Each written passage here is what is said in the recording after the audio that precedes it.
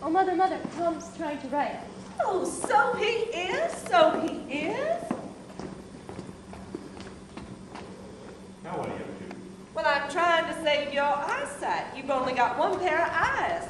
Oh, I know that Milton was blind, but that's not what made him a genius. Mother, will you please go away and finish my writing? Why can't you sit up straight so your shoulders don't stick out like please go sparrow's busy yourself with wings? something else. I'm trying to write. Now, I've seen a medical chart, and I know what that position does to your internal organs. Now, sit up. I'll show you. Your stomach presses against your lungs, and your lungs press against your heart, and your poor little heart gets discouraged because it hasn't got any room to go on beating for you. What in hell am I supposed to do? Don't you talk to me like that. What am I supposed to do? What's the matter with you? You've gone out of your senses? Yes, I have. You've driven me out. Big idiot. I haven't got a single thing left in this house. Not one single thing left in this house I can call my own. Yesterday you confiscated my books. I did. I took that horrible novel back to the library. That awful book by that insane Mr. Lawrence. I cannot control the output of a diseased mind or people who cater to them, but I will not allow such filth in my house. No. House? Who pays the rent on this house? Who makes a slave of himself to keep you in the... Don't you dare talk to me like that. No, I mustn't say anything.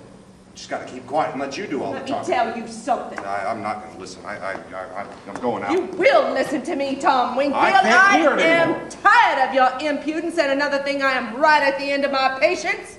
What do you think I'm at the end of, Mother? Aren't I supposed to have any patience to reach the end of? I know it seems unimportant to you what I'm doing. What I'm trying to do, having a difference between them, you don't think that? I think you're doing things you're ashamed of, and that's why you act like this. I don't believe you go to the movies every night. Nobody goes to the movies night after night. Nobody in their right minds goes to the movies as often as you pretend to. Movies don't let out at 2 a.m. You come in stumbling, muttering to yourself like a maniac. Get 3 hours sleep and then go to work. Oh, I can picture the way you're doing down there. Moping, doping because you're in no condition. Oh, that's true. That's very, very true. I'm in no condition. How dare you jeopardize your job, jeopardize our security? How do you think we would manage? Mother, you think I'm in love with the Continental Shoemakers? You think I want to spend 55 years of my life down there in the Celotex interior with the fluorescent tubes? Honest to God, I'd rather somebody picked up a crowbar and battered out my brains than go back mornings. But I go. Sure, every time you come and yell in that bloody rise and shine, I think how lucky dead people are. But I get up. I go for $65 a month. I give up all that I dream of doing and being ever. And you say that self is all... If self is all I ever thought of, I'd be where he is.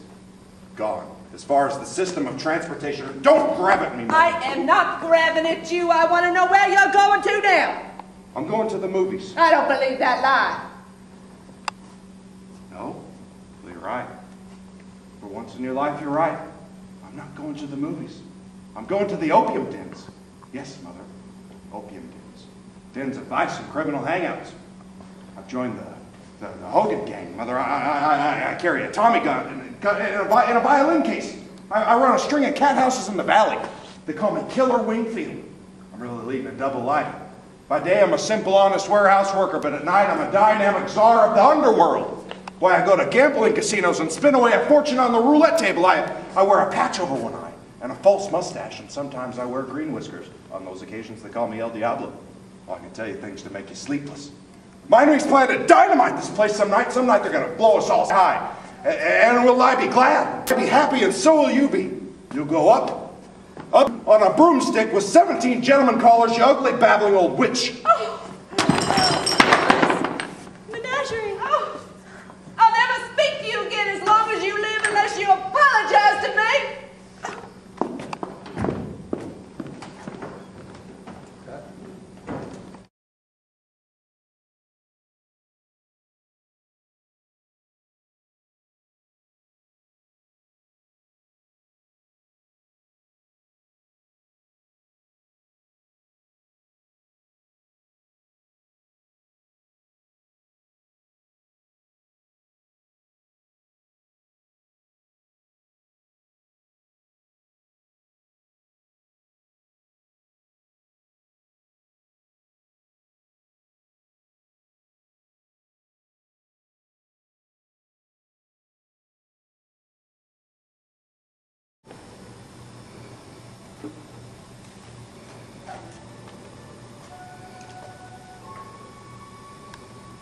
didn't go to the moon. I went much farther.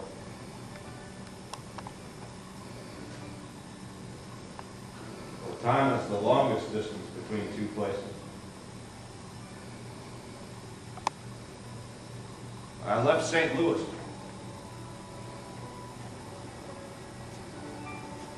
I descended these steps of this fire escape for the last time. And followed from then on to my father's footsteps, attempting to find in motion what was lost in space.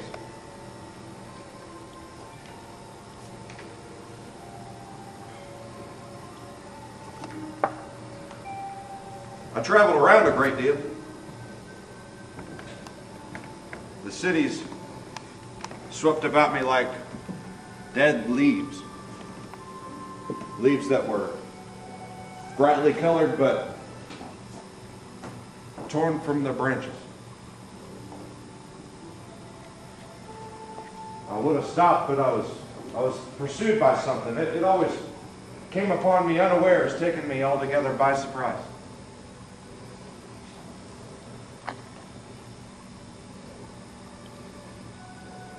Perhaps it was just a familiar bit of music. Perhaps it was a piece of transparent glass. Perhaps I'm walking along the street at night in some strange city before I found companions and I passed the lighted window of a shop where perfume was sold.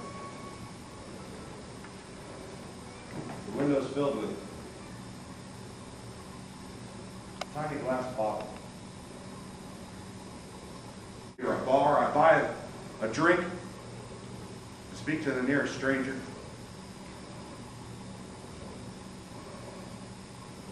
Anything that can blow your candles down. Nowadays, the world's lit by light.